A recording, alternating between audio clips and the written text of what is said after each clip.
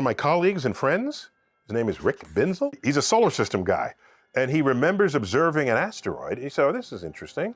He got a spectrum of the asteroid, and it was highly reflective, and because you can't see the surface of an asteroid, you can only analyze the light that's coming from it. So it's highly reflective, and it's got sort of titanium oxides in it. That's odd. So somebody either went into space and painted an asteroid, or he detected an Apollo third stage rocket. And that's exactly what it was. In fact, he detected Apollo 12's third stage. Still wandering in space. And yeah, he thought he discovered an asteroid painted in titanium, but it was the third stage of Apollo 12. Other things in space. Elon, you might remember some years ago, launched his Tesla Roadster. It's a sports car, basically. That is lost in the space between Earth, the Moon, and Mars.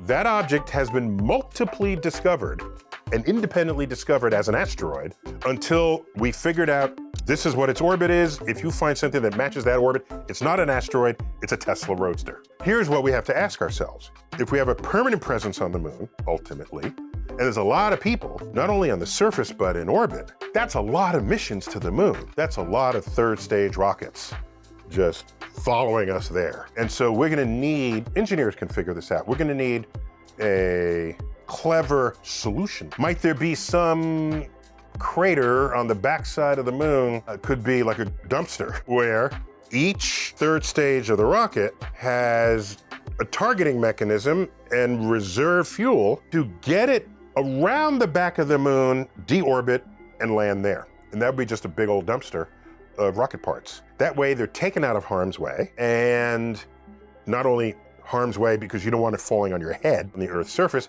takes it out of harm's way because while you're in orbit around the moon doing business, you're not at risk of slamming into one of these wayward rocket parts. And if we start building biodomes and things, I don't want a third stage coming down and crashing in the middle of the party. Need it be said that Earth has an atmosphere and the moon does not, so that a lot of space junk that might otherwise hit Earth burns up in our atmosphere, vaporizes. Whereas on the moon, where there is no atmosphere, it will collide with the moon at least as fast as the moon's escape velocity to leave it. So the escape velocity for the moon is 5,300 miles an hour. That's pretty fast. So anything slamming into the moon is going to hit with at least that speed. By the way, that's kind of why the moon is covered in craters. It's in the same part of the solar system as Earth is, and Earth is not covered in craters. We would be if we didn't have an atmosphere to protect us from most of what would be slamming into us every single day. So I trust engineers to solve this problem.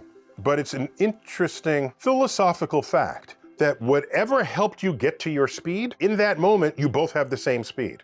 So it will follow right behind you unless you have more rockets to go even faster.